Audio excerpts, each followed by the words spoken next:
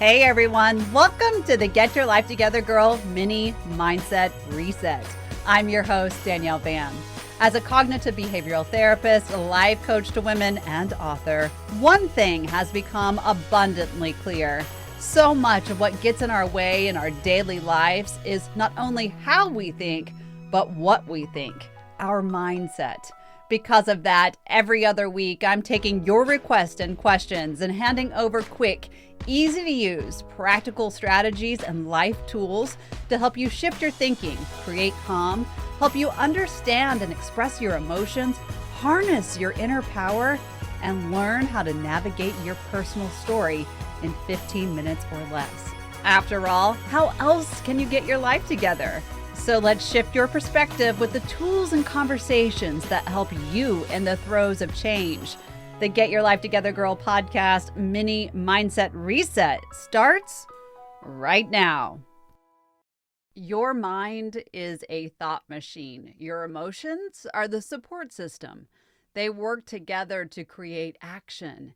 And yet, no matter what you've thought in the past or even uttered, the phrase and thought pattern of "it is what it is" both flat wrong and oddly true, all at the same time. "It is what it is" discounts the fact that your brain is not preset upon your birth and arrival, and it discounts the fact that every time you do something new, your brain shifts and changes. It's when we witness these changes that our biggest gains are created. Before we dive into the question that inspired this mindset reset, I must use the power of celebration and say thank you. This conversation marks the 200th episode here on the podcast. I can't thank you enough for listening and being a valuable part of this community. It means literally the world to me that you've taken time to listen, to send questions in, to review, to share, to really engage with me. This has always been meant to be an intentional movement of teaching, both for you and me. And I know I have benefited so much from it, so thank you. And I just want to say there's so much more to come. And, let's move forward together. So thank you. Now, let's get to the question. Bonnie from Seattle, Washington wrote in and said, "Danielle, I'm hoping you can help me. My partner and I have been having conversations about not being where we want to be just yet. Yet he has a different mindset than I do. He's much more relaxed, where I'm much more focused on getting to the next level. He says I'm missing the journey. I say that's cliche. Is it really that important to celebrate the small stuff? I know you talk about things like presence, intentionality, and mindfulness, but does all of that stuff really make a difference? I'm probably asking you to convince me, but I feel like he's wrong and I'm right. Is that bad?" Bonnie, great question. And I hate to tell you this, but he's right. Let's talk about why he's right, though, before you stop listening. And let's open our mind to celebrating the small stuff, because no matter how small a celebration is, it still has major impact.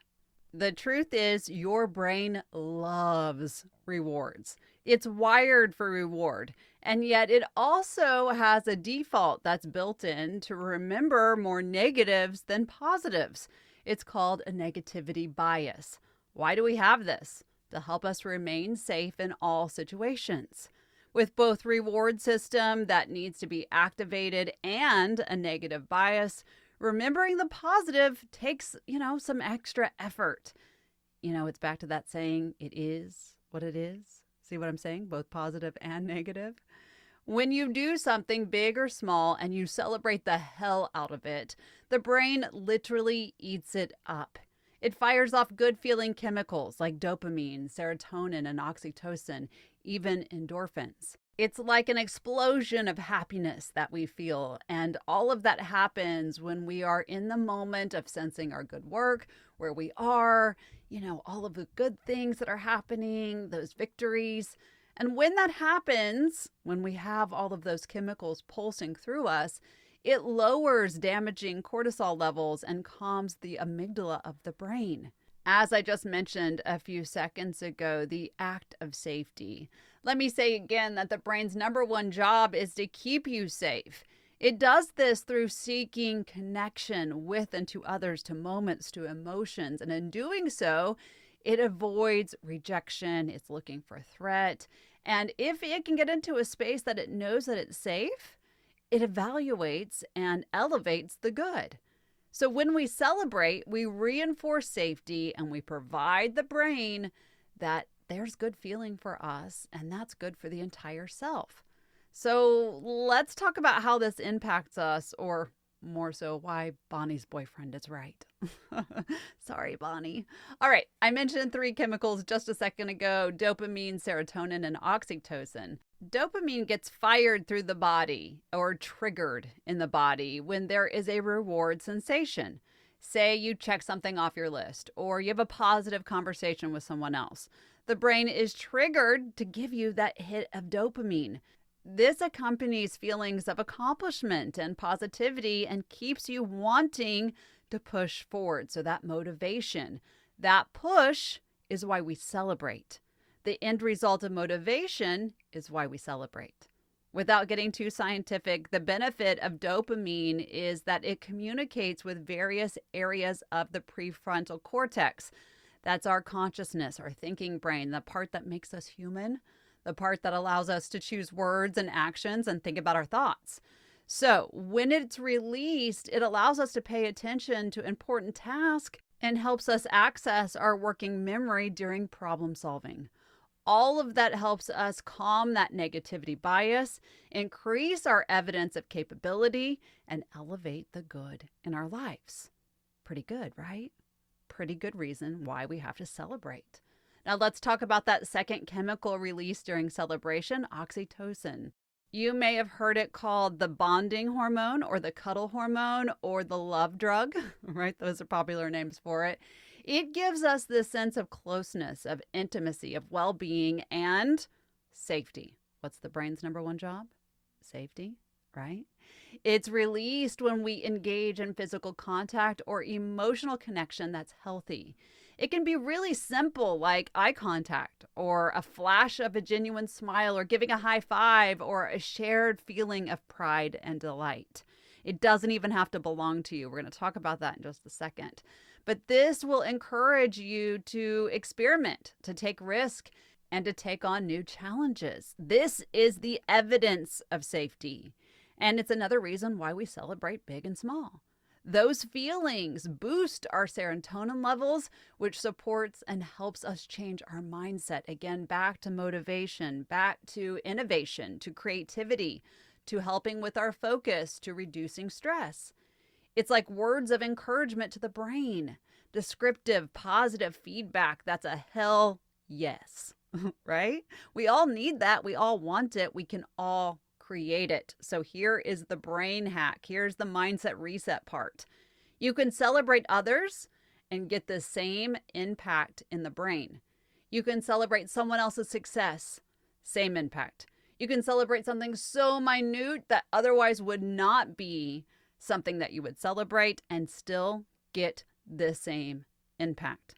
The brain does not know the difference between self-celebration or big or small or celebrating someone else. It only knows the experience it's having, and it produces a chemical reaction to match the level of intensity that you're feeling. Isn't that beautiful? Isn't that cool to know that you don't have to go around try to, hit big goals every single minute to get this chemical release? It could be something really, really small. It's so great that you now have the power to create this in your life. Let me give you a quick example of how I do this for myself. One, I celebrate the hell out of all the victories of any person that I'm working with or my family members, my friends, my children, myself. But I also do this with strangers. When I'm in a crowd or say I'm, in a restaurant or anywhere people are, I make it a point to find people who are living in the moment. It's maybe somebody who's laughing or a gentle touch across the table or a mom and child enjoying each other playing. It's the old married couple that you can tell that there's just really deep love between them. I take it in, I pause in it, I offer gratitude and celebrate what I'm witnessing in the moment. Guess who gets a benefit from that?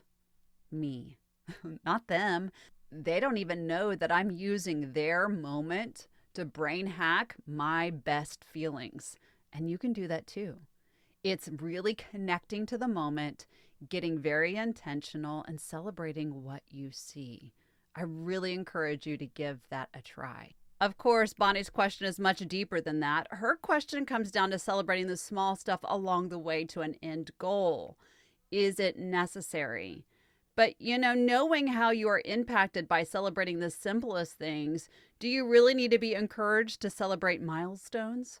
Do you need to be prompted to stop and find gratitude and celebration over the things you're aiming for? Wouldn't those stops and celebrations be the evidence of I can, I am, I will, I have, I conquered? Look at it this way. Every celebration increases resiliency. Every celebration gives you confidence. Every celebration sparks creativity. It helps you take risk. Your brain is benefited. Your goal is to move forward. Your life finds a newness in this creation. You are benefited through and in the small moments. So, let me ask you, what are you celebrating? Bonnie, thank you for the question. Sorry for not, saying that you were right, but the truth is we can all be right in small celebration. I hope you will take this mindset reset and shift your thinking and your actions, as I hope that you will all do the same. Celebrate the hell out of yourself and your life. Celebrate life itself. It changes everything. You are not preset. Every time something good happens, every time something bad happens, every time anything happens, your brain changes. Don't you want to change it for the good? I encourage you to do so. Thank you so much for listening to the Get Your Life Together Girl mini mindset reset. If you have a subject or strategy request, email us at getyourlifetogethergirl@gmail.com. Or you can visit our website at getyourlifetogethergirl.com. If you're looking for daily inspiration or tips and tools, join the growing community at Get Your Life Together Girl on Instagram, Facebook, and TikTok. Thank you for being a valuable member of this community. Until next time, be kind to yourself and others.